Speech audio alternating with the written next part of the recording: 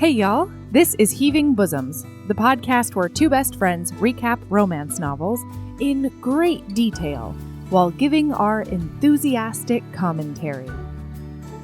It's week 3 of hiatus, and I'm not gonna lie, I miss y'all.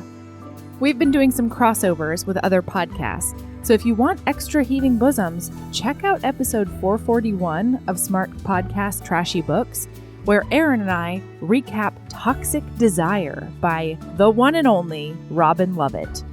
And I chatted with the ladies at Make Out Already podcast about Beach Read by Emily Henry. We had a blast recording both of these episodes, and I think you're really going to love them. Of course, we've also been doing new Patreon episodes during hiatus, so there's tons of content waiting for you there, starting at just $5 a month. But this week, we've got a doozy for you. This is one of my favorite episodes in our back catalog. Get ready for nymphs and satyrs and minotaurs and empowering use of the word whore. That's right, it's The Red by Tiffany Reisz. The next 2 books in this universe, The Rose and The Pearl, are also out now, The Pearl just, so you can dive in right away.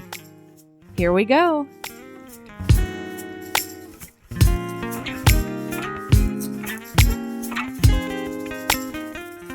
Oh, hi, Erin. Hi, Melody. How are you?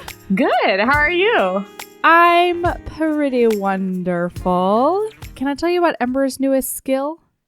Yes. Oh, I'm sorry. There was a pause there because Erin was showing me how she was drinking out of her new Bing Boong Bong Heaving Bosoms mug. Bing Boong Bong, terrific birthday presents with Melody. Yay! Cheers, as Ember would say. Doesn't it look great? All right. Sorry. Bing Boong Bong banter time. Yeah. So Ember's newest skill, he's so good at it. And that is making raspberries. Oh, like the kind? Oh, yeah. He has Ooh. discovered the art of putting his mouth onto any piece of flesh or leather couch and turning it into the most just championship fart noise. And he started doing it to like say goodnight. I'll be like, all right, give me kisses. And he'll give me a kiss on the mouth, and then he turns my head, and they'll give me a kiss on the cheek, and then he turns my head, and he puts a kiss on the other cheek, and then he'll look at me, and he'll go, I want to do raspberry, and I'm like, all right, go ahead. So he turns my cheek again, and then just attaches his little pleco mouth to my cheek, and huge raspberries right on my cheek, and then does it to the other side too. I love doing raspberries. I think it's hilarious. I do it on David all the time. He hates it. God. They're so fun. Yeah. My favorite humor is toddler humor. You know what I mean? Like I have the perfect playmate right now. He's hilarious. Do you think that the word raspberry translates into all the different countries that listen to this? I don't think so. You guys, Maybe it's not. when you put your face on skin and you make a vacuum and you go like that. Yeah. It never gets old. It never does. It's best to do on stomachs. Oh, That's yeah. the best place because it's also tickly. Uh-huh. Yeah, and he'll present like his feet to me and he'll go, raspberry on my peat? Yeah, because it's tickly. It's fun. Yeah. Are you exhausted from your journey? I'm Because so you had exhausted. a big trip. I went to Chicago. I saw Hamilton. Oh, shit, I in didn't know that. Chicago with my mom. Yeah, we got like last minute standby tickets. It was great. Amazing. What else did we do? Wedding dress shopping. But you guys were there, you know that. Dress shopping. Yeah, if you're part of the cult, you got to weigh in on several of the dresses that Erin tried on. So one of those 6 dresses was like even remotely I liked it. One of those dresses was, this is the dress. And the other 5 were like, get this off of me. Which it's really funny because the even split of people voting on that in the geriatric friendship cult was hilarious to me. And guys, the one you like the best was not the one I liked. But then there's one I just tried on a lark in Anchorage that I'm worried it could also be a contender. So I'm going to try them both on and see which one it's going to be. But I think it's going to be one of the 6 pictured in the cult. You like the one I tried on in Anchorage, though. I liked the other one too. So I mean, you know, it depends on which one you feel like you can spend the whole day in and that you're going to feel totally beautiful in. And if that's not the one I like a tiny smidgen more, then whatever. That's great. Like, Fair. So I'm not going to tell you guys which one I picked until I pick it. So a lot of people were like, which one did she pick? And the answer is probably not the one you liked, because not very many people like the one I liked. But guys, you just got to see him in person. You guys know that pictures don't do dresses justice. Especially in like those fitting situations, because, you know, you can never quite get them onto the right part of your body. Like before it's tailored, it's harder. It's hard to see the sparkle and the sheen. It's hard to see the energy that you give off when you wear it. And the color even. Yeah, absolutely. But that was still really exciting. I'm glad I did it. And you know what? There is a wedding in the book we're going to talk about today. Is there? I mean, in the future, if we got an epilogue. Oh. Well, isn't that every book? We could have said that about Split. What? Don't talk to me like that. Okay. Don't Sorry. even you bring know that they up. got married, the 3 of them. This I found to be a very appropriate chaser to Split, actually. It was awesome. Because this brought up a lot of the issue, like a lot of the things that were uncomfy about Split. But since it's written good, sorry. Yeah. It was like not uncomfy. I loved this book. I did too. This is like top 5. I really loved it. Yeah.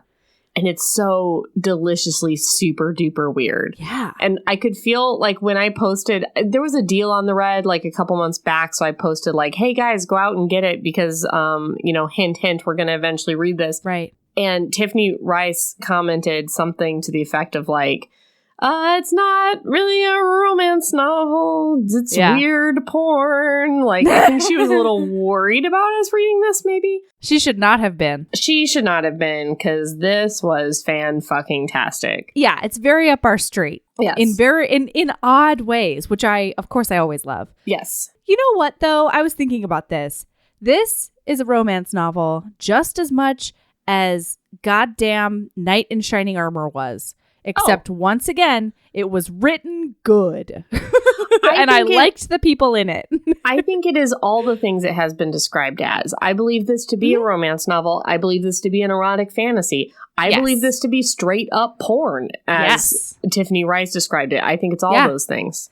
Yeah, absolutely. All right. So should we just dive right in? Yes. Excellent. Okay. All right. So we have Mona. Her name is Mona Lisa St. James, and the novel opens up. She is balancing the books for the art gallery that she owns called The Red. That she's inherited from her mother. Yes, she's inherited from her mother, and her mother recently passed away from, I think, cancer. Something slow, because she makes the comment of, like, if her mom had a quick death, she may have been able to be in the green with The Red. But instead, because green, black? The black. Is it black? It's black, yeah. Oh.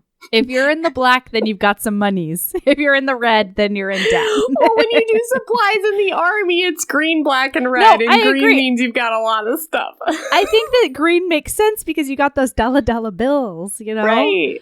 So Mona Lisa St. James is balancing the books, and she's like, you know what? I finally have to come to terms with the fact that I have to close down the gallery.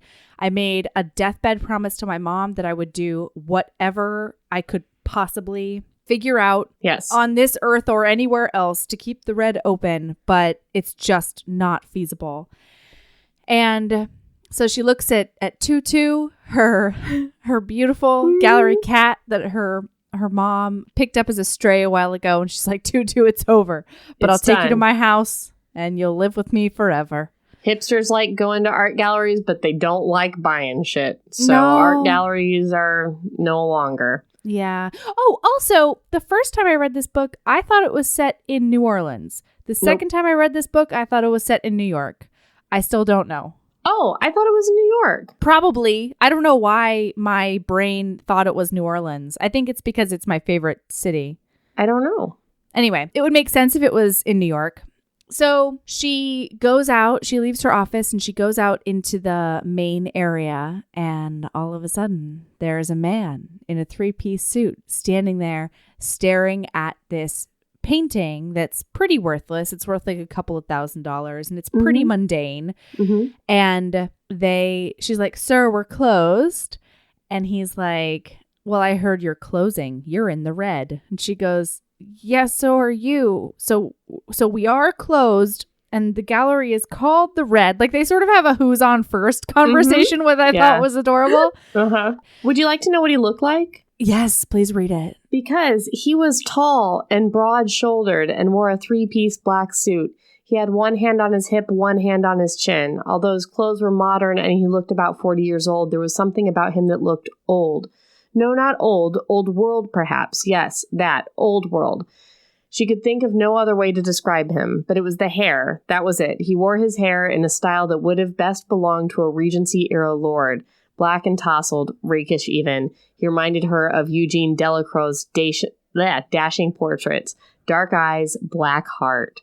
To Mona, he looked like the devil gone courting.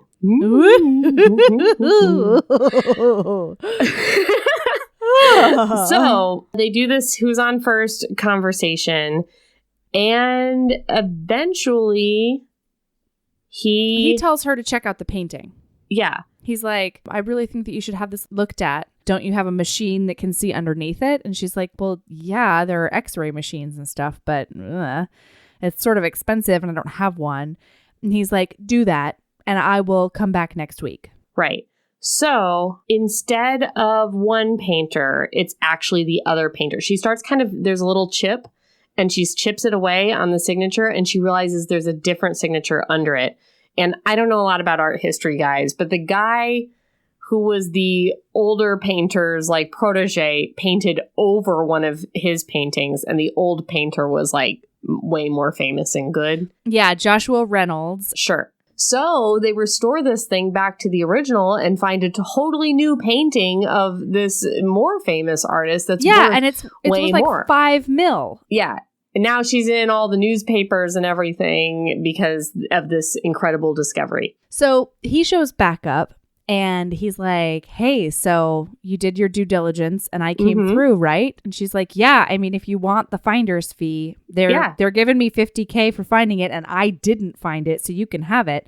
And he's like, "Actually, I want you to put it toward the gallery because I want to help you save your mother's gallery." This is where he starts getting a little cryptic, though, because he says, "I would like to be even more generous with you." And she's like, "Why?" And he says, "I have my reasons, and they are very good reasons, but you wouldn't understand them, not yet. But eventually I will reveal all to you if you agree to let me help you." So, like, he's magic. Like, I'm pretty certain he's some kind of magic. Like, he's a vampire magic, or he's a devil magic. Right. Some kind of I don't know a who magic. he sold his soul to, but somebody has it, and it's not him. Yeah. And meanwhile, you guys, if you were thinking that "I want to be very generous with you" is a double entendre, you are correct. Because he would like to be generous in so many ways. So she says, "I'm $500,000 in debt. I don't think anyone can help me." He says, "I've given you no reason to doubt me." She says, "What is it you want from me?" He says, "May I be blunt with you?" Yeah, she be says, blunt. "I prefer it." He says, "I very much wish to fuck you." Yes. And so yes, begins ma'am. What a wonderfully blunt book. Okay. So he's like, "Oh, too blunt?" And she's like, Nope. So he's like, "Why don't we adjourn to your office where business is discussed? We wouldn't want it to get jealous of us, would we?" You guys, their banter is just outstanding. Yeah. He tells her he's super into like very fancy, elegant prostitutes and would like to make her a super fancy, elegant prostitute. She uses the word prostitute. He's like, "I prefer to call them whores." Yeah, and he's like, and unlike fucking Split, I didn't mind a single time he said the word whore because he did not do it in a derogatory manner. It wasn't a pejorative when it came out of his mouth. Right. In fact, he said it with reverence. Like, oh, so much reverence. Like, he just wanted to worship at her whore altar. Mm-hmm. He talks about how much he respects whores because they know what they're worth. Yeah, what they have and what they're worth. And he said he can't respect any woman that gives it away for free when she could be paid so much dollar bills for it. And he talks about how, you know, he really likes the word cunt, throws it around often. Which I do too. Reclaim cunt. Reclaim cunt. How that is an organ of the body, but so is the brain. So whether I use you for your brain or your cunt, what does it matter? She's like, yeah, I'm getting this logic that you're throwing down. She's into it. I am also into it. So then she's like, hey, P.S., you could have seduced me for free. It basically gives her an opportunity to tell him how devilishly handsome he is because she never thought that she could use the phrase devilishly handsome in any kind of appropriate way. But boy, does it suit him. So then he's like, basically the terms he wants to owe. So one thing, she gets a little haughty later on in the book. She gets a little upset about some things, which we will absolutely dive into. But his thing is, I'm going to save your gallery. I'm going to pay you. I'm going to, like, the terms he lays out are 1 year, once every 1 or 2 months. It'll be a long night that we spend together, but it's only going to be once every 1 or 2 months. And carte blanche. Yeah. And she's like, well, that sounds a little scary, actually. He goes, I completely understand why it would. I will not maim you. I will not hurt you, like, in any kind of permanent way. Specifically, he says, will there be bites? Of course. Bruises? Undoubtedly. One can hardly kiss a girl as pale as you without leaving a mark. Will I make you bleed? Probably not, but it's happened before. But I won't pull out your fingernails or submit you to water torture. If you genuinely thought I wanted to do you real harm, I wouldn't be in this office negotiating with you, would I? So it's just complete, like, blank slate. She has no idea what's coming. Yeah. And they talk a little bit about she's 25 years old and he's like, he says, like, young enough to be reckless and old enough to know better, but young enough to do it anyway. And I think that is exactly what 25 years old is. Yeah, absolutely. Absolutely. So, but I will say Bing Boong Bong, safe sex work with melody. Oh my God. Just carte blanche for an entire year is maybe something you really want to think about upon first meeting another human. Sure. There can be contracts. You are fully entitled to draw up actual contracts. You are fully entitled to get into very, very specific acts, very, very specific toys. Whether or not you're into breath play, I feel like would have been an appropriate topic to bring up at this point. Because as we've covered in the last 2 episodes, strangulation is maybe not something to fuck around with unless you're with a really, really knowledgeable partner. Never. So also, or never, if that's not your thing. If it is your thing, I'm not here to judge. If it is your thing, it's very dangerous. And please try to find a way to make it not your thing because it's very dangerous. Just be the most careful ever. Here's the thing. This book is so off the chain, crazy, out of this world. Yeah. That I don't mind carte blanche. Like, because it's whatever. I would much prefer a book like this that's just like whatever is going to happen and this is like a crazy, super bonkers fantasy than my BDSM novels with a contract where everything's a hard limit. Dear God, 50 Shades of Grey. I totally hear that. Much prefer this to what are butt plugs in my BDSM erotica. Obviously. However, I am just saying that this was one of the only times where she got pissed off about something he may or may not have done. And I was like, did you or did you not say carte blanche? Well, I did it, but but that's true. She had no reason to be upset. That's what she agreed to. When you agree to carte blanche with a human, you don't think you're going to get fucked by a minotaur. I mean, I am not. I don't think you're wrong. Bing Boong Bong. That's spoilers with Erin. She's about to get fucked by a minotaur, and that's not even you don't put magic into the equation. No.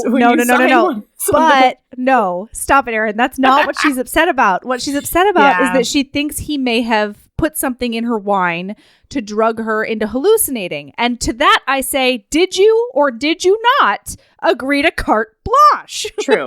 That is true. Okay. You made the agreement. Okay. So he's going to give her how much, millions of dollars or something? Yeah, okay. $500,000? This is my other thing. He has come through with the Moreland, right? This Joshua Reynolds situation and gotten her $50K. And then he's like, I'm going to pay you in the currency of your trade. I'll pay you in art. Yes. And she's like, oh, okay. Well, are you going to supply provenance? And he's like, absolutely. I will supply provenance upon the end of the year. So what she has agreed to is carte blanche with, well, she doesn't know this, with a magical being. And she's done so taking sort of prepayment in kind, but that she actually cannot cash until the year is up. So she has not agreed to being paid for each sex act. She has agreed to being paid by the end of the year, which is another bonkers town decision that I don't understand, but which is fine. I totally, I was there, but I'm just saying these are the things that this lady has sat across a mahogany desk and been like, I am an excellent businesswoman. Yeah. Bing Boong Bong. Do your fucking job with melody. She is doing her job. Her job is now whore, and she's going to do it great. Okay. That's right, but you usually get paid each time. She did get paid each time, and she had it appraised. So she knows. Yeah, but that means roughly nothing without... Yeah. And every time... Sorry, guys, we're getting ahead of ourselves, but every time she gets a new payment, it's only worth like 50 or 60K without the provenance. So I would sit there and do the math and be like, oh, I think I'm getting fucked for almost free. I don't know. I just didn't have any problems with any of this because it was full of magic. These are not problems. During this conversation, he straight up hints that he knows the devil personally. If this guy were in my art gallery, I would be like, he's magic. He's all magic. I'm 100% sure that he is magic. So they agree to it. And he's like, tomorrow night, let's do it. And she's like, whoa, tomorrow night? Yeah, and he goes, I'm sorry, does your cunt have a prior engagement?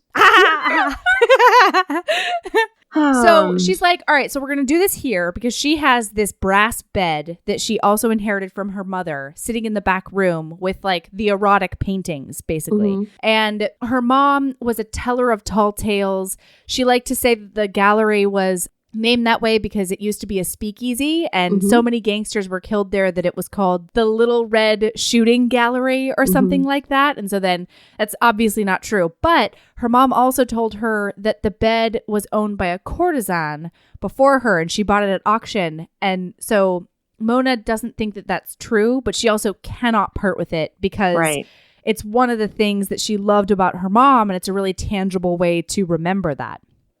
So, and she thinks about if her mom would approve of her whoring herself out to save the gallery. And the more she thinks about it, she's like, yeah, my mom would certainly be down with this. Absolutely. She was very into these erotic paintings. She favored beauty over truth. She would definitely love this deal. Yeah. So he's like, all right, this is how we're going to do this. He takes down a book of old paintings and he flips to a page called Olympia by, I think, Mamet. Could be Mamet. I don't know. No, it's not. I'm kidding. I just imagine David Mamet in a past life. Okay, so it's this teenage woman and she is on a bed and it was a painting that took the art world by storm when it was done because she's not looking demurely down at the ground. She's not shying away. She's not being an object. She's looking directly at the viewer in kind of this irreverent, what the fuck do you want kind of way. Just yes, this is who I am. This is what I do kind of situation. So he's like, I want you to wait for me thusly, he says. So she goes out and gets a velvet choker. She gets a wax because in the painting she didn't have any body hair. Hairs, yeah. Oh, she gets new bedding for the bed because it was white. She basically recreates this painting. Yeah. And then he shows up the stroke of midnight, right? Yeah, but she spends a while naked on the bed, amping herself up for this experience that she's going to have. She starts to think, like, would he be mad if I were, like, already getting ready for him when he gets here? And she's like, well, no one's ever been like, you got wet too fast. So she's like, kind of, touching herself. And then, he appears, stroke of midnight. Oh, hey, HBs. I don't know if you've heard, but we have a Patreon. For as little as $5 a month, you get over 150 bonus episodes, most of which include Erin, videos of regular episodes, author hangouts, and so much more. Do you want to hear Erin and I recap every single episode of Crash Landing on You? What about a little film called Psycho Stripper? Do you want more recaps of ridiculous Thanksgiving and other holiday books and movies? And how do you feel about Naima Simone and I recapping amazing reality TV? All of that and more is on the Patreon. There's so much content at your fingertips as soon as you sign up. Seriously, hours and hours.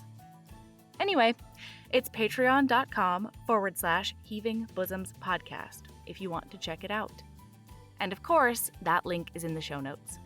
Keep being a badass. Oh, boom, boom, boom. All right. So they chat for a little while. He starts undressing in front of her, and then he sits by the edge of the bed.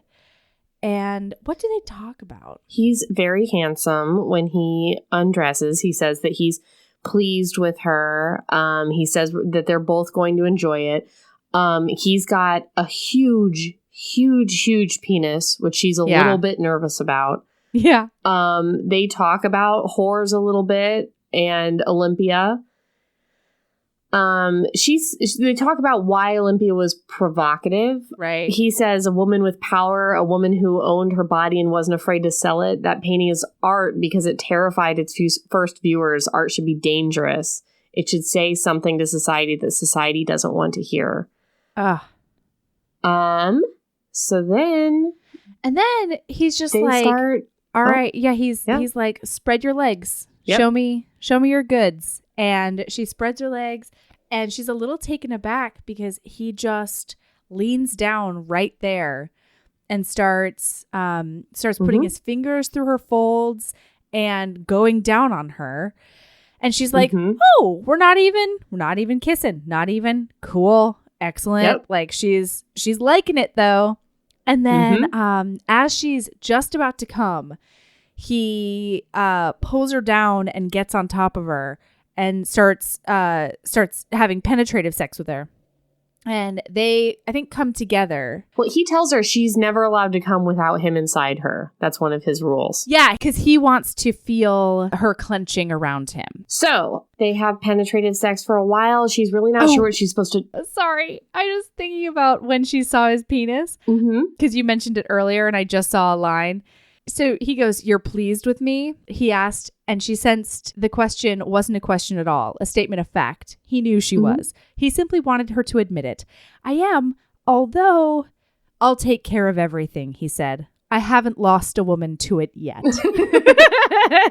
It's so good. So they have regular sort of missionary penetrative sex. Yeah. This is when it gets a little weird. She comes, I think, whatever. There's many orgasms we're going to gloss over, I'm sure. Yeah. So this is an erotica. He pulls back and just starts slapping her breasts. Just like spanking her boobs a little bit. So this is like the first thing that's a little bit, she's like, okay, I guess. Yeah, and frankly, I don't think there's enough tit slapping in romance novels. You know what I mean? Fair. So then she kind of needs a break, so they're going to take a break. My other part is that after, so she comes and she felt one muscle in particular, a tight little muscle near her cervix, fluttering wildly as Malcolm filled her with his thick semen. She was getting paid for this. Yeah. It's so good. So they're taking this break. She pulls out a couple of bottles of water from under the bed, and she has like glass bottles. She's trying to be fancy. And that gives him an idea that he's now going to fuck her with a bottle. Yeah. So he asks her to put her legs as pretty much as wide as she can. She's pretty freaked out by this, but unfortunately it's carte blanche, so here we go. Yeah, and in her internal monologue, she's like, I agreed to this and he's paying me. So actually, before he even arrived, she was like, I mean, he's paying for my body. I guess I don't really even have to enjoy it. Right. And she says that to him, too. And he's like, I don't know what the fuck you're talking about. Well, he's like, if you enjoy it, I'm going to enjoy it. Right. So she's like a little scared about this bottle situation. He says, I once poured wine, bottle and all, into a pretty whore's cunt and drank it out of her, he said in a low and faraway voice. I love that, like he's imagining. Yeah. He's like, Evangeline, a freckled ginger. She was the bastard daughter of a duke. She asked, did she like it? And he's like, yeah, she liked me. Yeah. Well, so he goes, she liked me. There wasn't anything she wouldn't let me do to her. One evening, I played cards with her father and beat him. Yes. I rolled up the money I won from him, slipped it in a bottle, and put the bottle in his daughter's cunt that very night. When I told her where I'd gotten the money, she laughed so hard the bottle shot out of her and shattered on the floor. Coins went everywhere. I nearly pissed myself. What a sight. And I said, neat story. Like, what a weird... Oh my God. Also, it's like bastard daughter of a duke. Okay. He's so magical. Coins, we're talking about there's coins involved. Coin money. He's definitely a magical history person. Old timey. Yeah. You know, Mm-hmm, she keeps on. He actually refers to himself as rakish. So, I mean, we're getting some clues. We're getting here. some breadcrumbs. This is necessary. Breadcrumbs. He can't Isn't just it every so once in a nice? while think about how he's a magical historical man. We get breadcrumbs. Okay. So this is a long chapter where he does a lot of things to her with this bottle, but basically he gets her to a point where she's got the whole bottle inside all of it, her vagina, which is incredible. I mean, right? A baby has come out of mine and I still don't know how it happens. You know what I mean? Like, I still don't know how you get a whole bottle in there. Yeah. Yeah. She he's clenches like doing around things with her clit, and then she like basically clenches it out. Like, yeah. Yeah. So this was a lot. And then he leaves. No. So then sorry? he gets inside her again and she comes again. And then she's like, you didn't come again? And he's like, no, I want to linger in your cunt a while. Mm-hmm. And so she rolls over and she's like, I'm exhausted. Sorry. I have to go to sleep. So she just tosses her knee up so that he has access to her vagina and falls asleep with him like gently rocking into her from behind as she goes to sleep. And then when she wakes up, he's completely gone. Mm-hmm. And there is a rolled up piece of paper in the bottle. I think the bottle that he fucked her with. Yeah. Pretty excited about it. Yeah. And it's a Degas sketch of a ballerina, of course. Yes. So she's like, I wonder if this ish is real. So she calls up the local Degas art historian person. You know, it could be New Orleans. Degas is very New Orleans. He lived there. I don't know. Something about, maybe it was just like the red. Like I remember going into an art gallery in New Orleans that just made me feel like this book made me think I was in there. I don't know if that's why. Doesn't really matter. So she goes and this is where she meets Sebastian. Sebastian, very handsome art appraiser who specializes in Degas. Yeah. He tells her for certain that it is an original Degas. He asks her where she got it. Yeah, they have this kind of fun convo. Yeah, and she's like, oh yeah, I had this guy I was sleeping with. And he's like, well, you must be some, lay then. Yeah. And she's like, yep. Yeah, basically. I am. So he goes, I don't know who I envy more, you for having the sketch or him for having you. Oh, she just kind of demurs away. And then a month later, here we have... Oh, Malcolm. That's our hero's name. Did we even say that?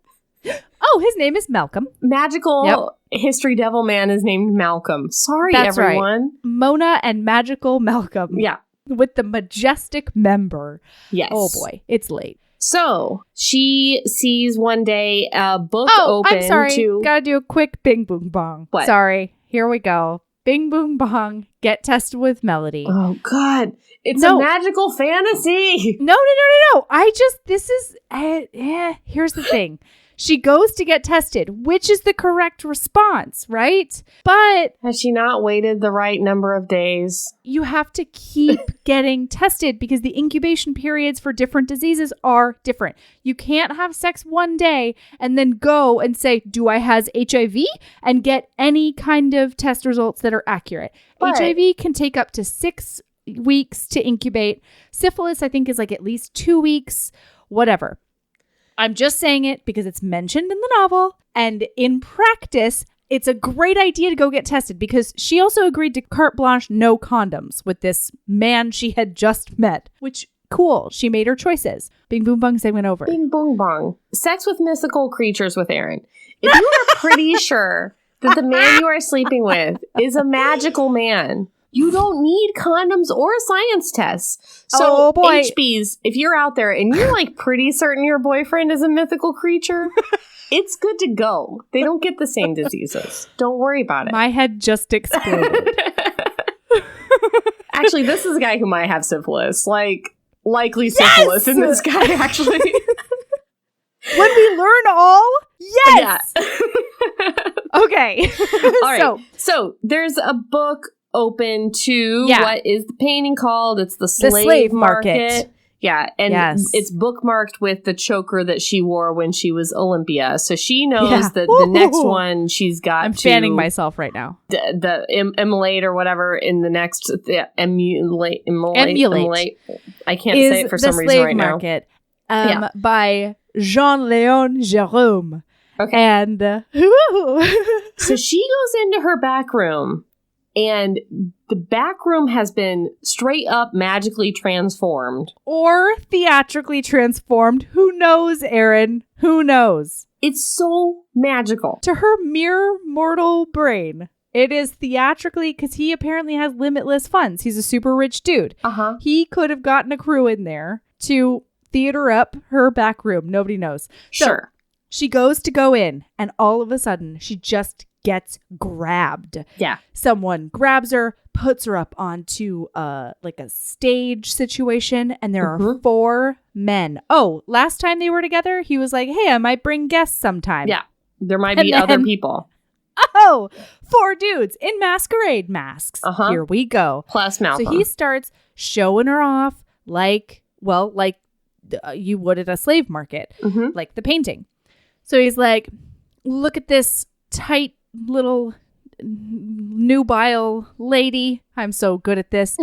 And can I just say, I'm sorry, masquerade masks are so fucking scary. If you walked into a room in any circumstance, whether somebody's putting their hand over your mouth or not, and all there was like a wooden box and 4 men in masquerade masks and your buddy Malcolm, fucking run. If you ever enter a sex situation involving masquerade masks, I don't care how magical it is, get the fuck out of there. Like, it works out fine for Mona, but like, boy, were my hackles up because those things are fucking freaky. Yeah, no, anything could happen and you're probably getting murdered. Yeah. I mean, unless you agree to it beforehand and you know all the players involved. None of those things were the case for Mona. Once masquerade masks come into the situation, I feel the same way about masquerade masks as I do about like syringes. Like, I just have a whole body reaction to be like, that doesn't come into my sex situation. No. Wow, Erin, we found a hard limit. Yeah. Masquerade masks is one of my hard limit that Erin will cop to on air. There's a black one, a gray one, a red one, and you guys, and a purple one. Nope, a gold one. What's a purple one? Oh, no. All right, gold one. Creepy. Yeah, totally. So. They start looking at her and they're like, well, and so then one guy starts palming a boob and then another guy hops up and he's like, I'm gonna need to test out her pussy. So he starts fingering her and then another guy's like, better look at that asshole. And they're looking at all her orifices. And meanwhile, I think doesn't Malcolm have a finger in her mouth? Yeah, that's how the painting is. They're checking out the teeth of this slave auction girl. She's wearing a purple dress. That's where you got confused, by the way. Okay, fair. Yeah, they're kind of like DPing her. They're looking in her mouth. They're looking at her hair. They're digitizing all of her places. And they've got her lifted up. Oh, yeah. They lift her up. Do they hang her on something or put her in some kind of harness? Yeah. Her arms are above her head. That's what it is. Her arms are tied and then on a hook. So they lift from the ceiling. Yes. Yeah. So they lift her legs up. They've got her all different positions. And this is all from Mona's perspective. She's into it. Yeah. She is loving this. And I love the fact that, like, intellectually, she's like, I feel like I shouldn't like this, but I love it. Love it. And what's great, these guys are, like, kind of singing her praises and being like, oh, well, this is a good boob right here. And then Malcolm is, like, playing the salesman. So yeah. They're like talking about her vagine and they're like, oh, it's nice, well formed, tight too. And Malcolm's like, oh, but she can take anything you want to put in there. She's really stretchy, guys. You know, like those kinds of things. Woof. One of the reasons I love this scene so much, because I did battle myself a little bit. We texted about it. I was like, sometimes I hate myself for loving this so much, but I also don't at all. But one of the things I loved about this scene is just that your politics don't necessarily have to match your bedroom antics. You know what I mean? Like, I loved that you watched her process this, like, I am an independent, strong woman, but I still am super getting off on the idea of being sold to 4 different dudes and, like, having them auction. You know what I mean? Like, yeah.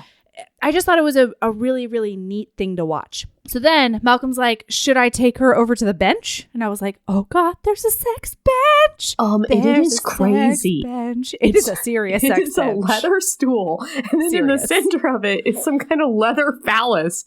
It's just like this donkey dong. Yeah. Like it's a huge leather phallus. Herself on while they continue to prod her butt, basically.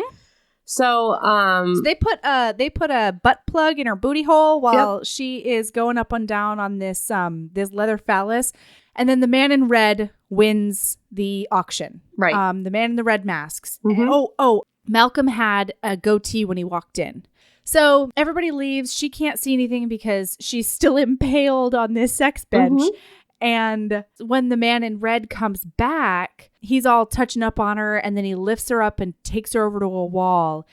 And he immediately, I think, penetrates starts having her. Sex with her, yeah. Yeah. And so she starts thinking, wait, I don't want to be having sex with this stranger. I shouldn't be having sex with this stranger. I agreed to have sex with Malcolm. With Malcolm, yeah. And I don't know who this is. I don't want to be doing this. So she starts pushing him away, and she's like, pretty sure she comes before this, right? Probably. She comes a lot, y'all. A lot. So she's like, put me down. I don't want to do this. And he's like, no, not yet. And she's like, no, now. And the guy in the red mask says carte blanche. And she's like, that's for Malcolm. And then he takes off that masquerade mask. And it's Malcolm. He's fucking magic, you guys. Rogue. But he didn't need to be magic. He just left the room and then he put on the red mask. So yeah, this one wasn't that magical, but it still was pretty impressive. Whoa.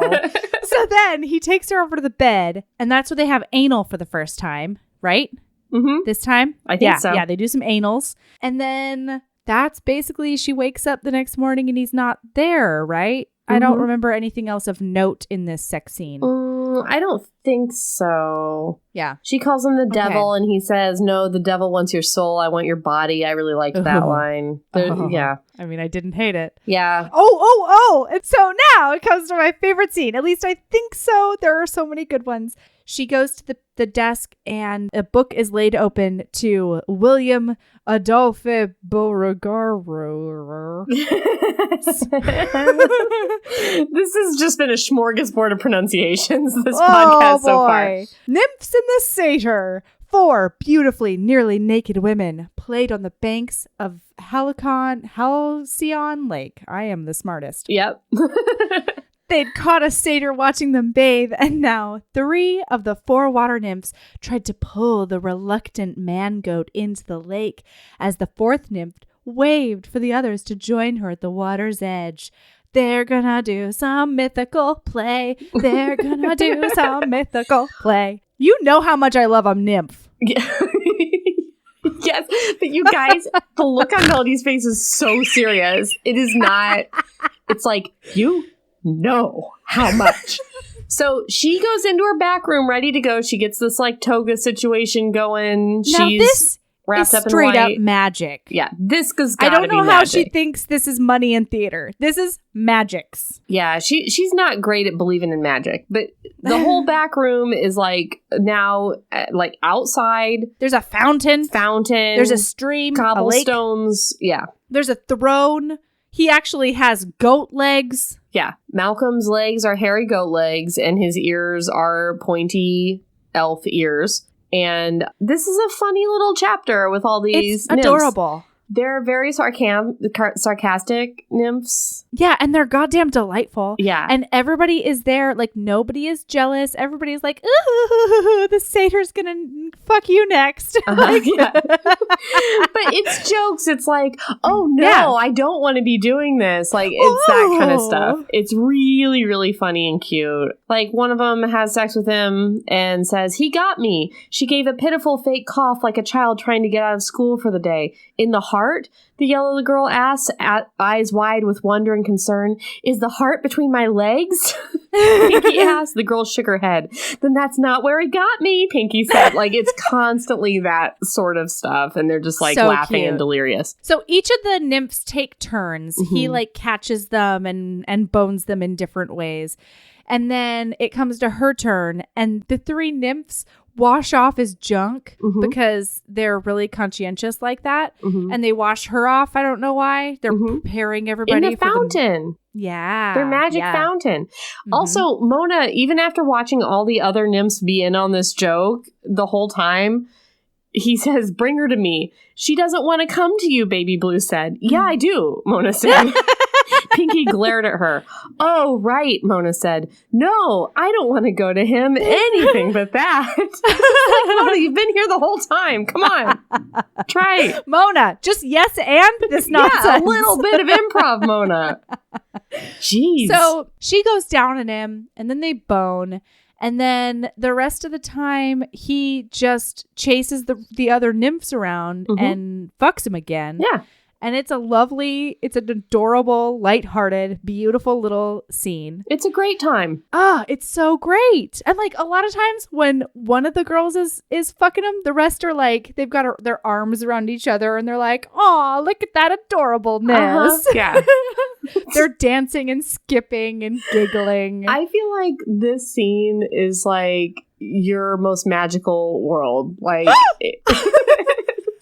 like, you know how people do that quiz of like, would you rather live in Harry Potter or Narnia or whatever? Melody would most live in chapter whatever this is of The Red by Tiffany Reisz. That's right. This is the place she would want most. Sign me up for nymphdom. That's what I would like. Okay. How about the next chapter? A Portrait of a Gentleman. I don't remember what this one is. Do you not? This is riding crop time. Oh, God. Riding crop time. Yeah. Okay. So she gets the next art that she gets a couple months later is a portrait of a gentleman. So it's a portrait of him. So I think she just dresses. Oh, yeah. She dresses up in the dress that's probably on the cover, I think. The like long red velvety backless dress. Indeed. Yeah. All right. He's there. He's got his riding crop ready and he's ready to beat the shit out of her. The living fuck out of her, you guys.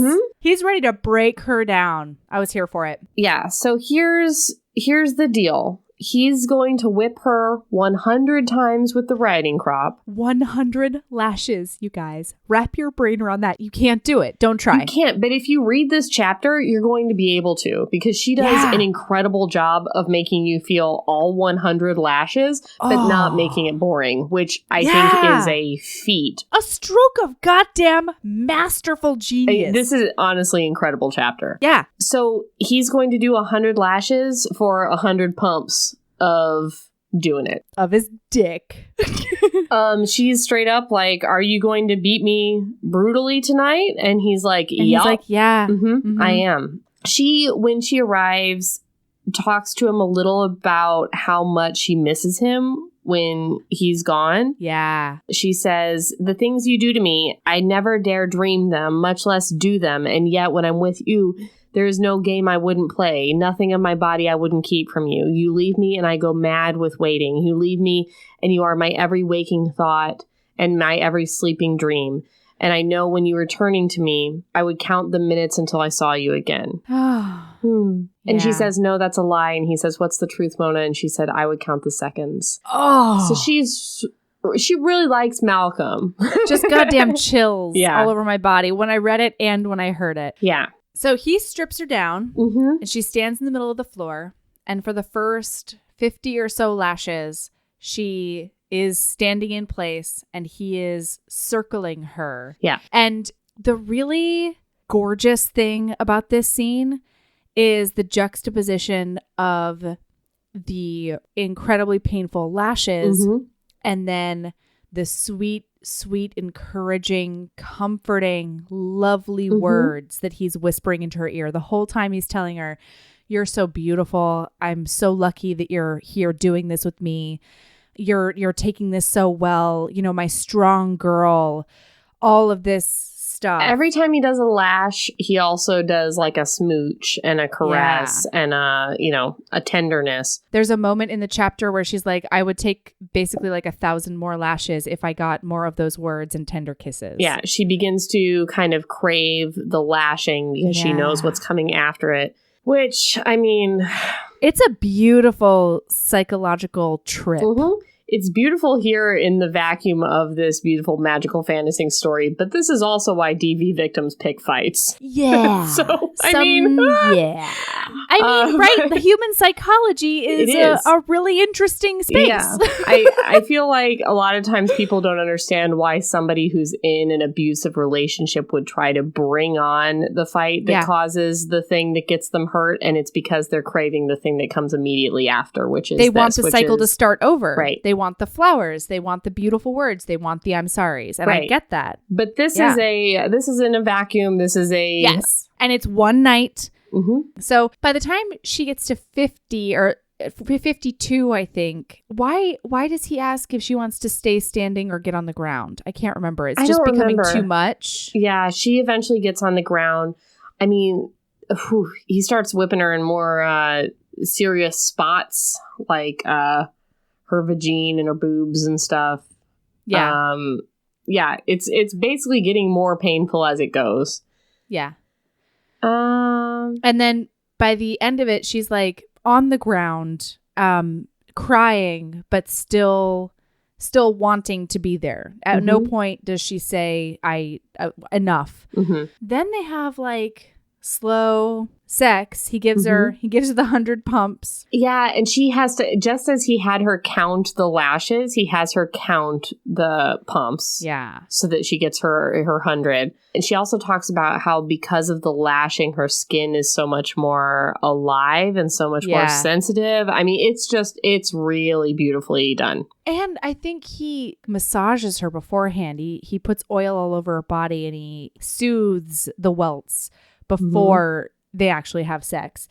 And it's one of those classic controlled release things where he's like, I'm gonna have you count and then you can come when you get to 0, basically. Oh, I loved this part. She was going down on him and he says, "Wicked girl, you almost made me spill all over your face." "Oh no," she said, "anything but that." He says, "You modern girls are so hard to scandalize." I liked it. Yeah, more breadcrumbs. All right. Do you know what time it is? I think it might be Minotaur time. It's Minotaur time. We're going to the labyrinth, you guys. Buckle up. Let's go. Buckle up. Okay. Buckle the fuck up. So next month, the painting is Dora and the Minotaur. I don't know what Dora's dressed like. I don't care. We're about to fuck a Minotaur. All right. That's right. So... we open this chapter by talking about how long her welts took to heal. There's some level of like, because he's so super magical of like, did these things actually happen? Was she dreaming them? I mean, like the nymph thing was very like, how could this transformation happen in my back room sort of thing? Yeah. But the welts were real and stuck around. You know, a lot of times she falls asleep while he's still doing sex to her and then wakes up and everything's normal again. So the welts are real. So we know at least these things are really happening. They're not just in her head. And it's something that she has been able to hold on to. Right. She talks about the welts. Yeah. She's like, I love the fact that the air was turning a bit crisper because it gave me the opportunity to cover them. Mm-hmm. But I coveted these markings. Mm-hmm. Because it reminded me of what happened and what's to come. Mm-hmm. And up until this point, she's been like, he's married, he's this, he's that. I'm going to ask him if he wants more than a year, I think, right? Mm-hmm. Like there's, because she's been talking about missing him when he's away and all of that. Yeah. So. It's lovely. Like one of the things that happened on Riding Crop Night was that she kissed his boot buttons. Oh, and it says, with Malcolm, she felt pleasure and lust, but also pain and fear, love and hate. It was the most potent of alchemies. She would have sold herself to him every night for her life for another taste of those boot buttons. Ooh. Good stuff. So good. Okay, so now it's Minotaur time. Get your saddle on. We're going to the Minotaur. So I don't remember what she wears. Doesn't matter. Doesn't care. Nobody cares. She walks into her back room and it is straight up the labyrinth. Wait. First. On her desk, there's a white card with a bottle of wine that says "Drink me, Alice in Wonderland style." So she starts drinking this like pomegranate wine before he gets there. That's all. Okay, so then she goes into her back room and it's weird and cold and mossy. And it's a full on labyrinth. Yeah, and she goes and she has to walk around in like string. These never-ending following circles. A string. Yes. And she gets a scent of like a large animal nearby. She starts to think that the wine, the outline. Mm-hmm. Yeah. She starts to think that she's maybe been drugged by the wine because she kind of sees the shadow of an animal. She can feel like a warm sea breeze blowing around. Yeah. And then she walks out into this clearing. She follows the stream into this like meadow. Mm-hmm. It's nighttime. I think there's like a bonfire or something crazy. And there's like a dozen witches. There's a coven of worshiping witches, ladies who are worshiping minotaurs, I guess. Yeah.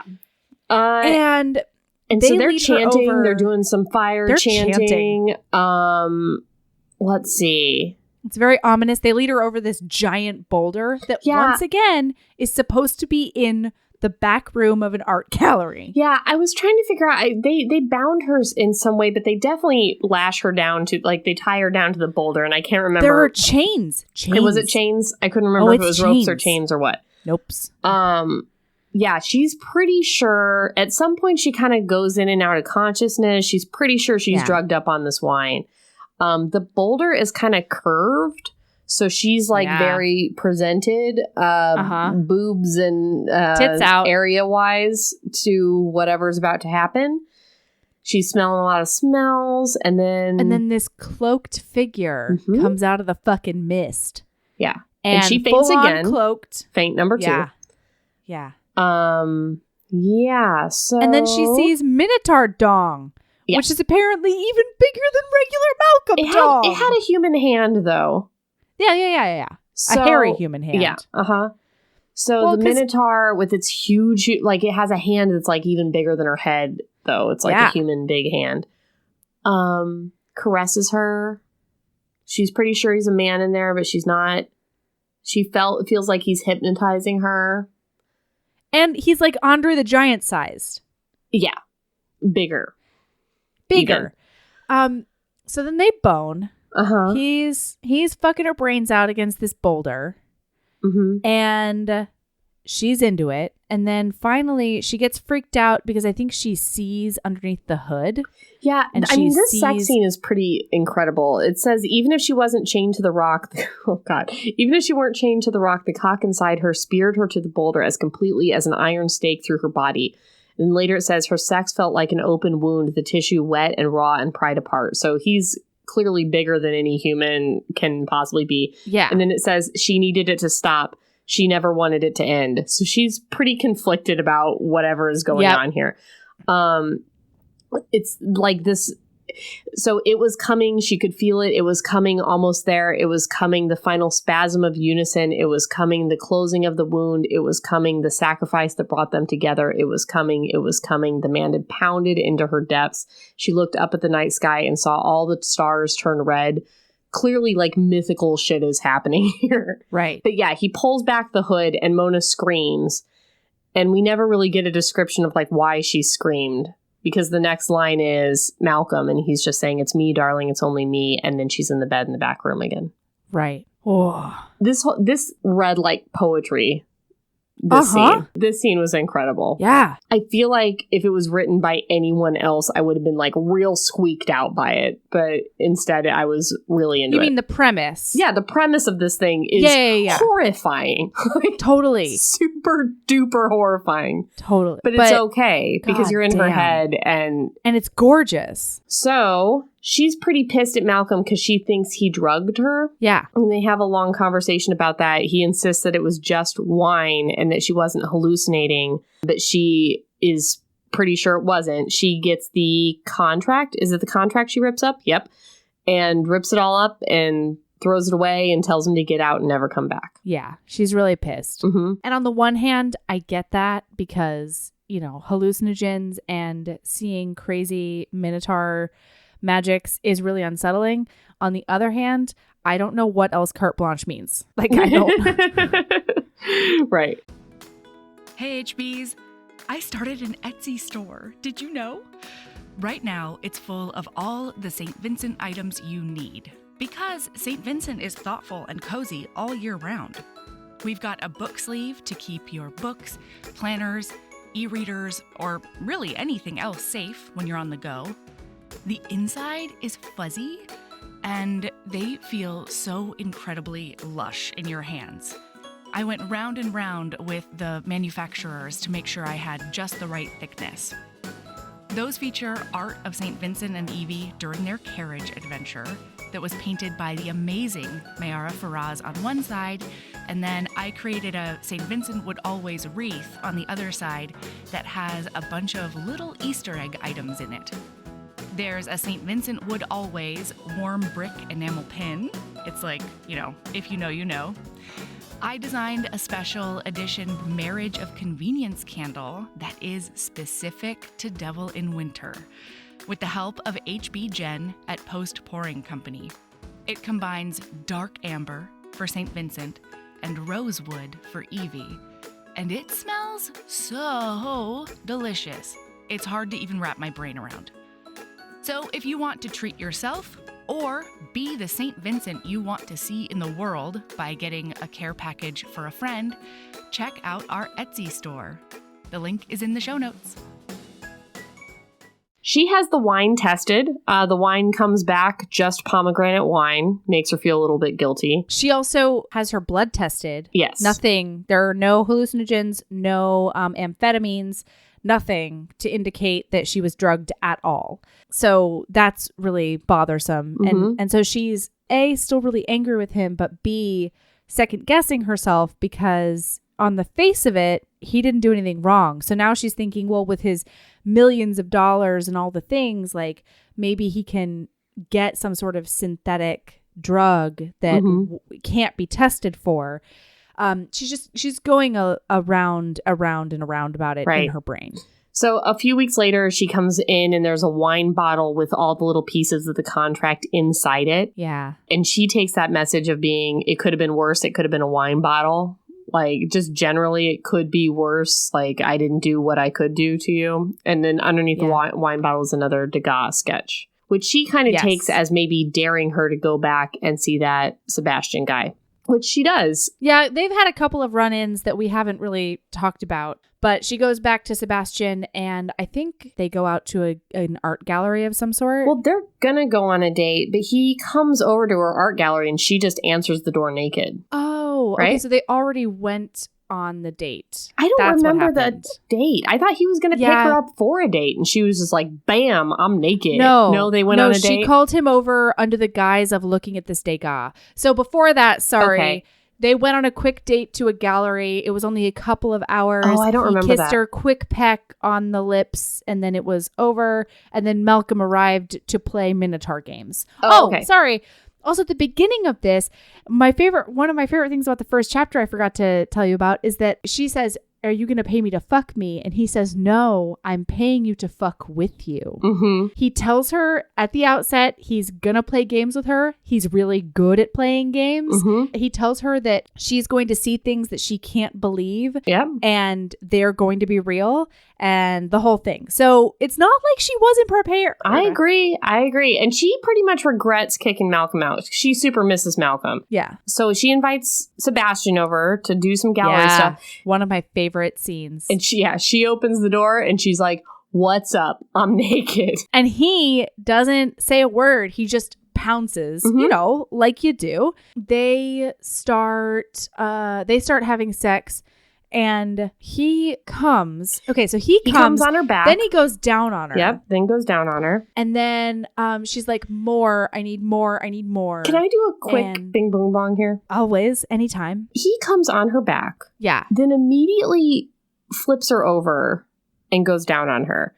And I could not stop thinking about the sheets the whole rest of the scene. Really? You don't flip somebody over and then it's on their back on the sheets. That's so gross. Why? I just you're like laying on it for the rest of the time. So does that not gross you out? I mean, I guess they could move over. Like the bed is not small. It's on her back. It's not like a twin size bed. You can't move over when it's on your back. Everywhere you move, it's going to be weird and squishy. Just lay down there for a minute so that it squishes into the mattress and then you move over 2 feet. Done and done. Man, whatever. I don't know. Couldn't stop thinking about it. I'm just saying, I don't know. Because here's my thing. If a guy was rude enough, I have presented my naked body to him. He has immediately gone from 0 to 60 fucking me. Yeah. Doesn't even warn me that he's gonna comes on my back, and then he's like, "Okay, hold on, we have to take 5 minutes to sanitize the space, and then I guess I'll go down on you to make you come too." It's just all I could think about. He flipped her over. Then after that, she flips him over into the same spot, and I'm just like, "Oh God, it's everywhere!" Like, move, stand up or something. Blah. I couldn't and I wouldn't. That's so funny. And what's ridiculous is so many more like unsettling things are about to happen. And so I can think about. That's really funny because it did not squeak me out at all. I know, I'm sure. So then he's going down on her and she's like, "More, I need more." So he puts a couple of fingers in her and she's like, "More, I need more." So he's like 3 fingers and then 4 and then more, like just the whole fist. Just give me your whole fist. And so he is tongue in her clitoris while just fisting her vagina. And she comes like that. And so then when she's done, he is like sort of paused during this interaction. And then after she comes, well, I mean, it's varsity level stuff. I mean, quite is. We're not playing in the this is not usual first date fare. I can see where he was a little bit amazed by the situation. Yeah, but he wasn't amazed. Yeah, well, he pulled back in fascinated horror. Yeah, so for a minute I thought he was more just like, "What?" But it turns out it's different than it. Yeah. Yeah, so then this guy, just dripping in toxic masculinity, I'm sure has become, he A, is shocked, which I understand, but B, the underlying thing in a lot of this is like he doesn't really think that he's man enough, because I think he's looking at his penis and then comparing it to his fist and being like, "I'm never going to be able to please her," which just get over yourself. So he gets up and he starts getting dressed like to immediately bounce. And she's like, "Oh, I've horrified you." And he's like, No. Yeah. I just thought when you the were answer a girl. is yes. Yeah. But it turns out you're like an animal, which is horrifying. Yes. And then Fucking he says, rude. "You're a whore, aren't you? A whore." And she's like, "You knew I was." And he's like, "No, I didn't. I thought you had a lover, and to please you, he gave you gifts." And she says, "He doesn't give me Degas sketches because I fuck him. I fuck him because he gives me Degas sketches." And this horrifies him. I love it. So then she's like, "Well, you should at least look at my fucking Degas." Oh God, I love this. So then she takes him she's naked, he's dressed. She takes him into the office, pulls out the Degas, and he's like, "It's a fake." And so she grabs it and goes to tear it in two. And he's like, ha, ha, ha. I lied. It's a dagger. It's a dagger. Okay. And then I forget, what does she say to him that pisses him off so much? It's that. Is it really? Because he says he's certain it's a fake. And she pulls it up and starts to rip it. And he lunges and snatches it out of her hand. And she says, I thought so. And then laughs at him. He slapped her. She stared at him in shock. It had barely hurt, barely stung. He seemed as surprised by the slap as she. Mona laughed again. He reached for her and pushed her down onto the desk, onto her back. Mona spread her legs and he unzipped his trousers. And then he hate fucks her for a while. Yeah, so then he hate fucks her. And then both come, I think. Yeah, and she says again and lifts her hips to taunt him. And he says, you disgust me. And then she's like, you know what? Keep the fucking dagger. You think I'm a whore. Now I'm paying you. Yeah, now you're a whore. Yeah, and so then he is even more disgusted by her, but takes the sketch. Yeah, he takes like it. The whore like that the he whore is. I so love we this never paragraph. see Sebastian again, thank Christ. Yeah, it says, he was the sort of man who wanted a woman to be a girl, and if she was too carnal, too sexual, a woman who challenged his primacy, his lust would turn quickly to hate. And to think she'd once judged Malcolm for preferring whores over other women. Now she understood why he did. She'd rather spread her legs for the Minotaur again than the sanctimonious man-child. Good stuff. I have that highlighted as well. It's so good. She's also been having dreams. Oh, wait, no, I'm sorry. As they hate fuck on the desk, a book falls off of the shelf and it opens to the painting of the bleeding man.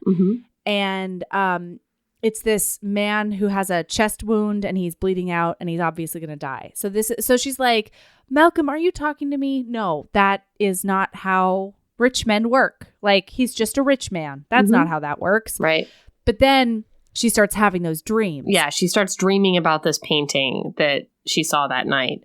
That it's Malcolm. So then she tapes up the card that he gave her that she had ripped up before. And the contract. Yes.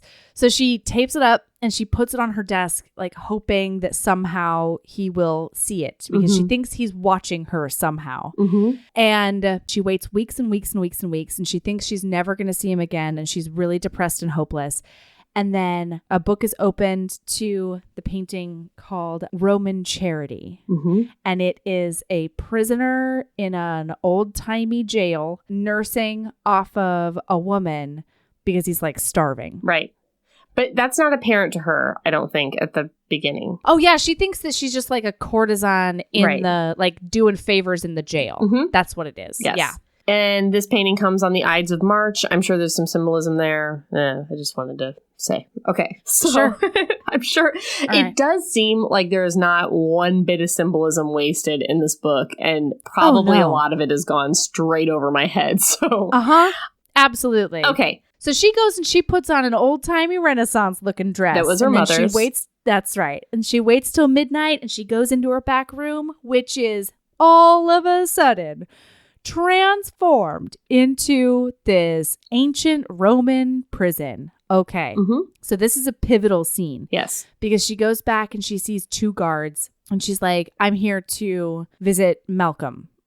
And they push her up against the wall to frisk her. And one of the guards gets so frisky that he actually like starts fingering her a little bit. And she's standing there going, oh man, I like this. Like Malcolm has trained me to be turned on by powerful men who want to have their way with me. Yeah. Oh boy. Yeah. So she's like, I need to see Malcolm. And he's like, he's not going to be alive much longer. Just FYI. Right. Leads him down to where he's in his cell and he's starving to death. Super emaciated. He's like, his hair is totally like gray white. He's on the doorstep of death. He asks her for food and she says she doesn't have anything because they searched her. But she's engorged. Her breasts are engorged and she's feeling like sort of the letdown reflex that's happening. And it's really confusing to her because she's never breastfed a baby. And so she can't pinpoint what that sensation is. And he like basically asked her to open up her bodice. And she opens it up. He latches on. and she feeds him, and it... I'm sorry. I'm sorry. I know how much you love breastfeeding, but it's just like, it's so gross to me, and it's so much grosser when it's a grown-up man, and I just can't. I can't. So here's my thing. This is another scene where I was really conflicted, because on the one hand, I personally, there are people that can pair breastfeeding with erotic pleasure.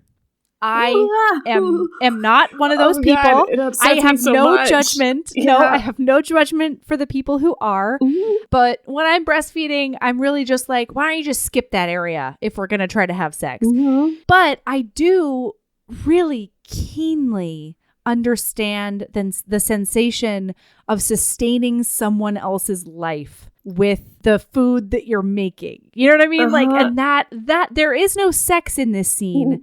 That's what didn't... Is there? Yes. Oh, after though. Way after. No. So here's what happens. He nurses on both breasts, and by the time he's done nursing and they're done chatting, he has fully transformed back into vibrant Malcolm. Mm-hmm. He started as this emaciated, like, ugh, kind of person, and then by the end of it, she has given him life again, which is a pretty powerful, amazing feeling. It's super powerful. Now, it just grossed me out to my core, but that's okay. I mean, I hear that. recognize that it's beautiful. You also get grossed out. I get like, grossed by out the idea of a baby. by regular breastfeeding, not because the boobs are out, free the boobs or whatever. I'm No, just totally. like, I can't. Yeah, I mean, yes. Okay, so that's why, to me, the eroticism didn't play into the actual breastfeeding, and she was like saving his life. So I was oddly fine with it. So one of the things that comes out of nowhere in this scene is just all of a fucking sudden she's like, I want to have your child. Yeah. I felt this book is so well written, but this one thing came out of fucking nowhere for me. I'm like, you want to have his child? Wait, interesting. It didn't for me. Really? Yeah, I because was just like, whoa. What? I mean, I guess the breastfeeding kind of leads it into that, but I was just like, no, that wasn't why for okay. me. I mean, it certainly helped, sure, but she's been planting for at least like 5 chapters now that she misses him when she's gone. Oh, yeah. She knows he has other responsibilities. Yeah. She wants a piece of him after the year. Okay. She wants to carry this relationship on in some way once their end date is final. And so in her mind, the best way to do that is to have his progeny. That makes sense to me. So she's like, I want to have your baby. And he's like, let's start now. No, he says, you will have my heir. Again, he's super old timey. Also, he talks to her about how when she had sex with Sebastian, he felt it. And it felt like he was bleeding out like the bleeding man. And she says she's sorry. And he's like, no, it's not your fault. You didn't know it would hurt me like that. Oh, it's so good. And he even says, you may have my child. It's what I've wanted all along for you to have my next heir. Why? She says, a deathbed promise, he says. And so she inquires about that more. And he's like, no, you can't know that yet. So there's something mystical, magical going on. Okay. So then he's like, let's do sex now. And so they do sex then. Do they have sex in the cell or don't they go back to the bed? I think they start having sex in the cell, but it becomes the bed or something that effect. Because at this point, she's like, I have tripled down on this. He is magics. I don't know what kind of magics he is, but I'm into it. Well, as she says of the Minotaur, she says, you scared me so much that night. Was that your true form? Oh. He said, only the form of my soul, he said, a prisoner, deformed, half animal. You're beautiful to me, she said. I'll do whatever it takes to free you. Oh. It's great. So then she goes, is this all a dream? It's the only thing that makes any sense. And he says, you aren't dreaming. And she knew that was true. She was awake and had been every time they met. But if it were a dream, would you want to wake up? He asked. A good question, a fair question, a hard question, but one she answered easily. Never. Oh, swoon. All right. Are you ready for the luncheon I on am the grass? So ready. Oh yeah. Okay. Oh yeah. All right. We texted about this too, and it was excellent. You guys, I read this thing, of course, on a plane. 100% on a plane, the whole thing, because this is a very short book as well. It's only about 200 pages, so you can get through this thing real quick. Yeah. So on 2 different 4-hour plane rides, I stopped to watch a movie or something in between. But so imagine reading this book without being able to text Melody. And I mean that in a very specific way. I know all of you will read this book without being able to text Melody, but I can't. This experience was so hard for me because I would pick up my phone and be like, on a plane still. Also, I read this. The woman next to me was so conspicuously reading over my shoulder, especially in like the bottle scene. Like she was definitely into reading about that bottle and that Minotaur for certain. Get it, girl? Yeah. And I just wanted to be like, what, you want to borrow the red. it? Yeah. The Red by Tiffany Reisz. Tiffany Reisz. Buy that shit. And one click that shit. The title of this thing is The Red, an erotic fantasy. So it's not like I could even hide at all. Like it says it emblazed on the top of my Kindle. Anyway. All right. Okay. It's luncheon time. So she is so into this now. She's like, he promised me to save my gallery. He promised me to tell me the provenance of all the sketches and paintings. And he promised me that I could have his baby. Yep. I am stoked. Yeah. So the next painting is The Luncheon on the Grass. Two men fully dressed reclining on the grass. And then there's like a straight up naked lady sitting next to them. So she's like, okay. And they're talking as if she's not there. Right. And there's a few different interpretations of that. No one knows what the real one is. Malcolm does. Malcolm's going to interpret the shit out of that. Oh, God. That's what Malcolm's going to do. All right. So I'm just so worried about this because I feel like our podcast now has like a theme. I am fine with it. Okay. So she goes and she's like, all right, I'm going to do this. So she opens up the door and it is the luncheon. Like it's the meadow. The painting. And so she goes to the door, closes it, and then just starts taking off all her clothes. And she sees Malcolm with another dudesicle. And so she goes and she lays down just like the painting. And they're talking about some, random homogenous. No, that's not true. Very... What's a G word that means a lot of stuff? Generous, general. Oh, it's so late here. I'm sorry. Okay.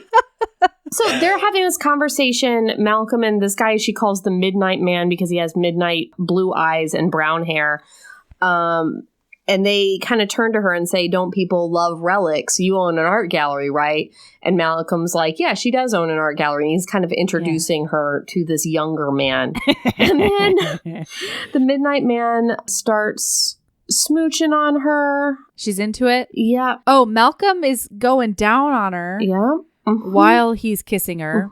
Midnight Man says, you're a beautiful whore. I might just have to keep you. He's definitely very into it. Yeah. Basically, we get just a beautiful little threesome scene here. Some DP. Wait. Yeah. Whoa. I don't not want to glaze over it. Don't you dare. Can we just talk about the child abuse and Split, please? No, we cannot. I would rather go back and talk about that than talk about the scene. You hold your tongue, madam. All right. So... Malcolm's like, you should, have a full taste. And so they start having, Midnight Man and she start having penetrative sex while Malcolm's kissing up on her. And then they flip over. She's on top of Midnight Man. And then Malcolm just like, does that thing where he sidles on up behind. A reverse clownfish. Yeah. He is the clownfish on this anemone this time. And they do some DP action until everybody comes. Yeah. And Malcolm kind of thrusts in her in a very violent way. Devil, she says when he does that. And Malcolm chuckled fiendishly. The man with the midnight eyes put his mouth at her ear. He's terrible, isn't he? He whispered. But you want to know something? Tell me, she said. I'm worse. She saw it in his eyes and he meant it. But where was the fun in taking him at his word? Prove it, she said. Those dark blue eyes of his widened in surprise and his pupils dilated with desire. I must be dreaming, he said. Why is that? She asked. Because you're my dream girl. All right. So the Midnight Man is inside her. And he goes, if you were for sale, I would pawn my soul to buy you, the Midnight Man said into her ear. I would buy you and keep you a naked slave chained to my bed. I would show off your cunt to every man who crossed the threshold of my house so they could see my prized possession and envy me. I would fuck beautiful women in front of you and send them home right after, still dripping with my seed, so you would know that I could have any girl I wanted, but you were the only one I wanted to keep. I would tie you to the dining room table and drink my wine out of you. I would let my dearest friends bend you over the billiard table and fuck your pussy and arse while I sat at my favorite club chair, sipping scotch and watching you writhe for my entertainment. Then later, when fucking you in the bed, you can tell me in exquisite detail how much you prefer my cock to theirs. And if you're a very, very good little girl, I would share you like this, a cock in both holes. And when you're an angel to me, I'll let you take a cock in all three. You're a magnificent whore, and I'd love to wrap you around my cock every day for the rest of your life. And she goes, the words were too much for Mona. And she super comes. Okay. So then they break apart, and the midnight man goes out to the stream, and there's a peasant girl of some sort. They start boning on the shore of the stream.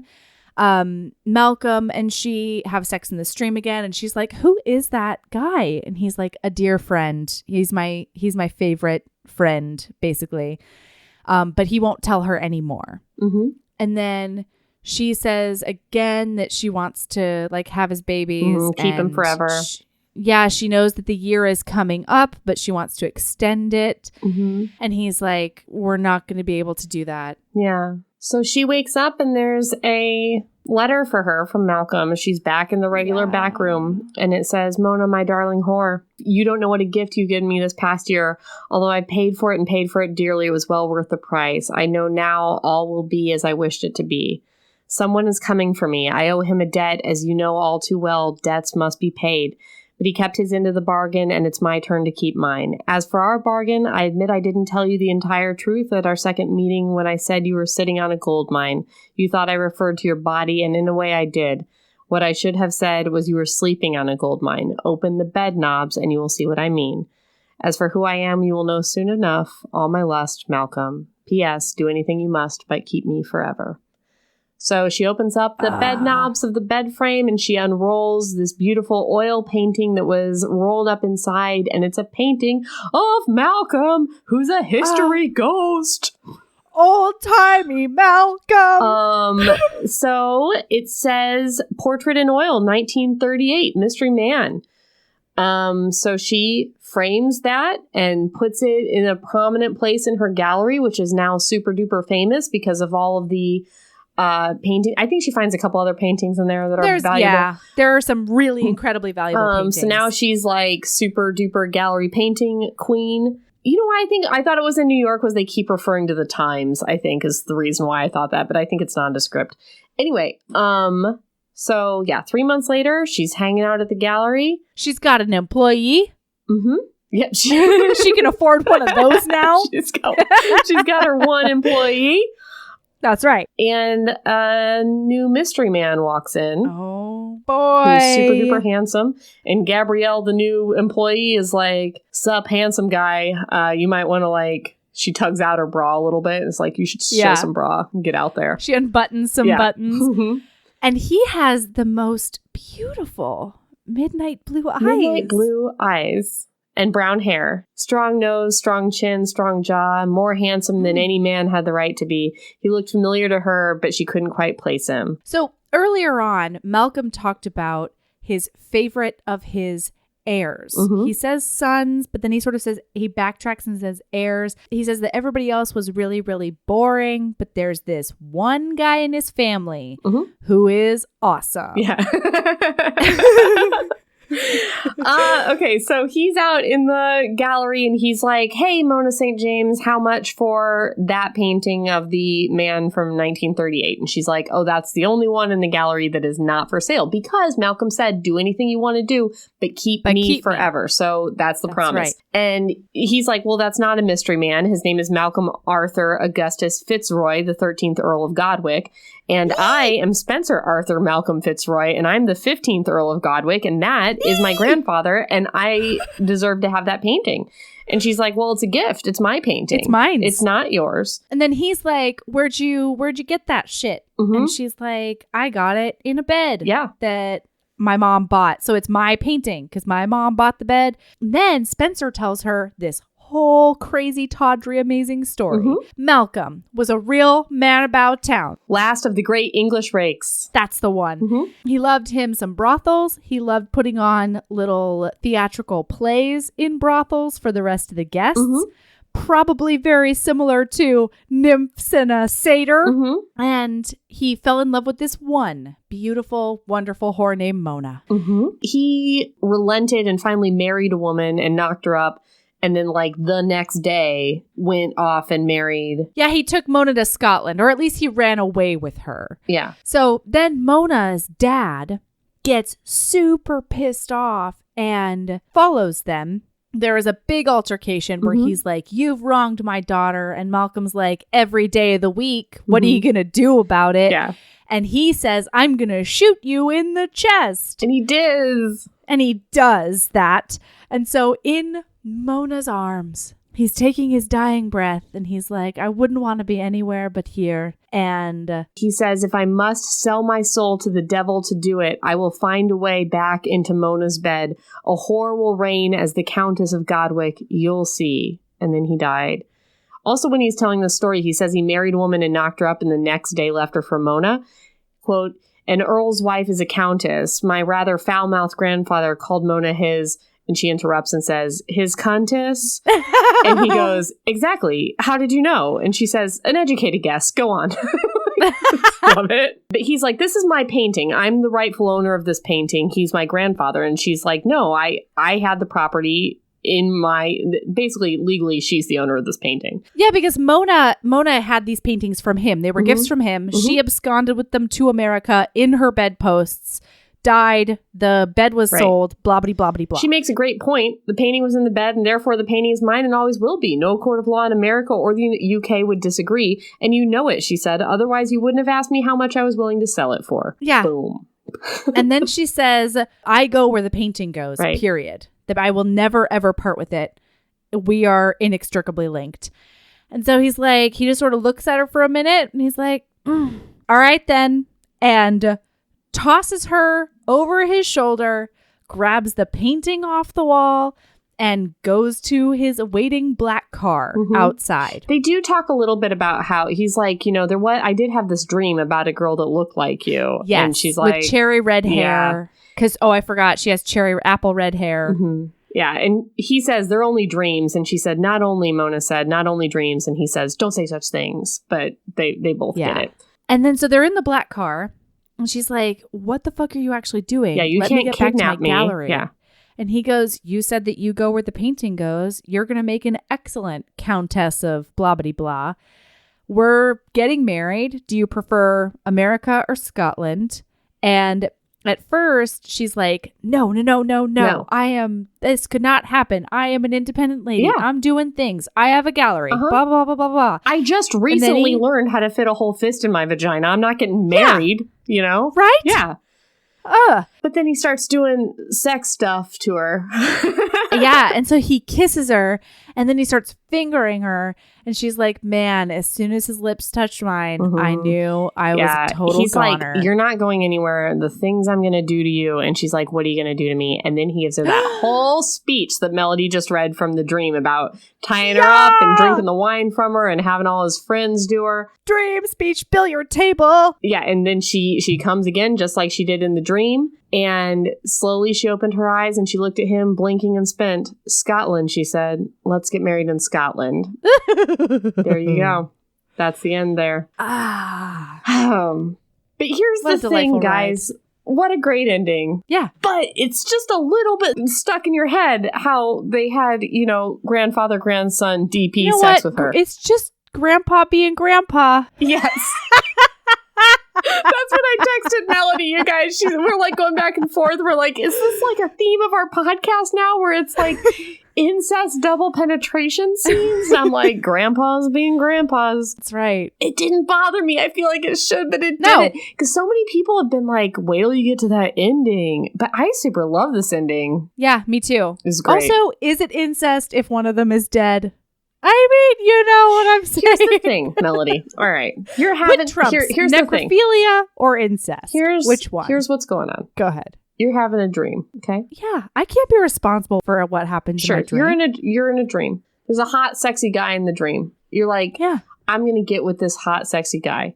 Then your grandmother walks up and is like, my grandmother was hot. Sure, great. That even more like the story. Yeah. Your grandmother walks up and says, can I get in on this too at the same time in a way that our bits are going to touch?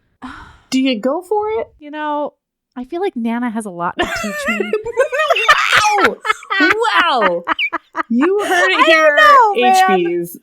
Wow. You know what? Here's the thing. That's only like an early morning dream. You know those early morning dreams where they're like so fucked up because you're not even like in deep REM. It's like your subconscious can really fuck with you. I've had some of my worst, most traumatic dreams in like that 3 to 5 a.m. time period. Oh yeah, for sure. That is what that dream would be. That's a 3 a.m. to 5 a.m. You think about it for 4 days and you are wondering if you're okay in the cabeza. I kind of just wish that they would have took turns with her instead of been in her at the same time. That's all. That's all I want. Well, I mean, sure, to each his own. The other thing is, I think it's a little bit easier to think about because Spencer never knew Malcolm. Right, sure. He was long dead. Like, it would be more awkward for me because, you know, Nana was a prominent figure in my childhood. Sure. Okay. All right. Sorry, Nana. It's a hypothetical situation. Please don't haunt me. Love you. Yeah. So, okay. Great book. Loved this shit. 10 out of 10. Would read again. Loved it. I'm gonna read the poetic Minotaur scene again. Yeah, I mean, there's so much in there. I feel like when I went back and read parts, I got more symbolism, more thing. You're gonna, it's good. Thank you, Tiffany Reisz. Thank you. Thanks again. You never fail. You don't. Do you have a lady love? All right, Erin. Do you have a lady love? Oof. Do I have a lady love? I have a lady love. All right. I have one. Okay. I actually could. I could shout out 4 right now. It's been a wonderful week. All right. First one is. This actually was a brainchild after an email I got from Lauren C. Because we were going back and forth. She was like, I'm suggesting this book, but I really want to suggest Firelight by Kristen Callahan, but you've already done it. That was like her foray into romance. She was a strictly paranormal fiction, like sci-fi fiction reader. And then she picked up Firelight because there was a paranormal looking lady on the cover. And hasn't looked back. Like, she loves romance now. She's actually, I think, becoming a romance author, which is really exciting. But I was like, I hope that you emailed Kristen Callahan to tell her that she was your seminal novel. Right. Like, she was your introduction to the genre. She was like, actually, I did. And that is my lady love. My lady love is, no matter what mood you're in, if you're feeling down, it definitely helps to reach out to people and tell them how amazing they are. Like, you know, putting good out into the world can definitely help you feel good about yourself. So if you have a moment, email an author who's important to you and tell them what about their work amazes you. Tell them how it's impacted you as a person or as a writer or as a mother or as a, you know, anything really.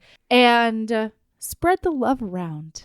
That's my lady love. Even just tweet. Even a tweet. Yeah. Can help lift up an author's day, I think. Hell yeah. There was some discussion about it on Twitter a couple months ago. Like, there was somebody that was like, I never want to tweet at authors because I feel like I'm, you know, bothering them. And I forget what author it was, but it was like, never does it displease me to see a tweet that says you love my book. You know, keeps people going. Not at all. Do you have a lady love? So I watched that All the Boys I've Loved Before movie. All the Boys it was so I've good. Loved Before. And then I was just like, what are other little teen fallen in love movies I could watch? So on the plane back, I watched that Love, Simon movie. Gosh, that's a little delicious nugget of love. I haven't seen that yet. It is just sunshine and rainbows, and it is like, you know, it's not going to change it's not an, you know, provocative take on the whatever, but it's, you know what I mean? It's just ice cream. It doesn't have to be. Yeah. It's so nice. Yeah. It was just a wonderful little, perfect little nugget. And so is the To All the Boys I've Loved Before. So great. Man, I've already watched that twice. I plan to watch it probably 5 more times. Doesn't it make you so happy? And there's a crossover actor. The guy that plays the sister's boyfriend in To All the Boys I've Loved Before is also in the Love, Simon movie. Fun. He's a cute little nugget, too. Everything's nuggets. Very fun. Delicious little nuggets.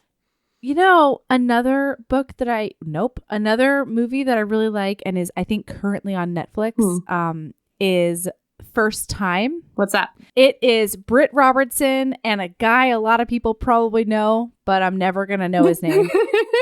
And it's all about these two teenagers, like juniors in high school, I think, and junior and senior in high school. They meet in an alleyway outside of a party as he's rehearsing this speech, this like love speech to give to his gal pal BFF. They spend the rest of the weekend together and like the rest is history. There's a really cool sort of perfect take on the awkward that can be a first sexual experience and like the ways that people react to it. Like it's just lovely.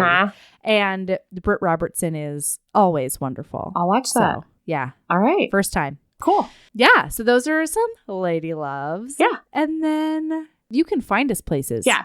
You can find us on Facebook at Heaving Bosoms Podcast. You can find us on Twitter at Heaving_Bosoms. You can find us on Instagram at Heaving Bosoms and Gmail, heavingbosomspodcast@gmail.com. And then if you're feeling really spicy, if you're feeling like you can add some really amazing things to a group, or if you feel like you just need some amazing in your life, you should send us a request to be in the Heaving Bosoms Podcast Geriatric Friendship Cult. It's because great. They're planning meetups in there, you guys. They're planning meetups. Oh my God, I'm so jealous. They started a whole thread about embarrassing professional moments after last week's episode. It's great. It is just the best place on Facebook, in my humble If you're looking opinion. for book recommendations, if you're looking for haircut recommendations, or which wedding dress to pick, go ahead and join that Heaving Bosoms Geriatric Friendship Cult. You can vote on which wedding dress I should pick. That's right. Yeah, it's great. If you just want an endless supply of bear memes and amazing gifts, that is the place you should be. And if you give us a 5-star review on iTunes, we will do whatever book you tell us to do. Probably not immediately, but eventually we will do it. And just so you guys know, our friend Tanya put up on the cult this week, hey, review them more, which is very nice of you, Tanya. Thank you. But a lot of people are like, well, I listen on Stitcher. And that's fine. You can review us there, too. You can review us on Stitcher. Or if you want to just head over to iTunes and give a review, or if you've already given a review on iTunes, but you didn't recommend a book, you can email us later and say, hey, I gave you a 5-star review. Here's a book I want you to do. I mean, it's not a very regimented system. So send us a Facebook message, send us an email. We'll do your book. Yeah, totally. And if you want us to come into your earballs automatically every week, no matter what, just hit subscribe on whatever podcatcher you listen on. Yes. That's all you got to do. A little bit of subscribing. And then we are here for you all the time. All right. Okay. Whew. I think that everybody should keep being a badass. And love yourself as much as you love giant minotaur cocks. Well, that's what I was going to say. Minotaur dong. Yeah, it's gotta be. It's gotta be, right? Love yourself as much as you love getting chained to a boulder and just getting pounded by a minotaur. Dong. That's what it's gotta be. Yeah. Yeah. Okay. Yeah. All An right. otherworldly size minotaur dong. Yes. So love yourself that much. Yeah. Everybody. And we love you. All right. Bye, Mel. Bye. Get some sleep. You too.